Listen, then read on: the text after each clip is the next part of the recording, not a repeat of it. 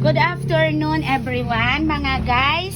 Let's eat na lunch foods ngayon. Eto, eggplant. Pinirito ni Nikki and fried yung eggplant at saka leaves ng kamote.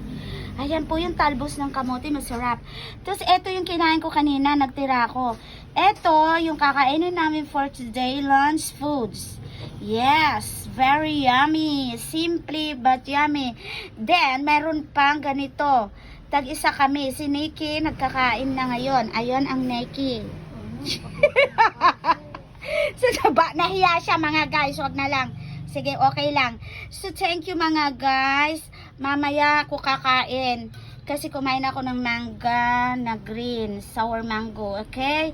So, ito. Let's eat po. Masarap to. With bagoong-bagoong. Liquid bagoong. And calamansi, lime.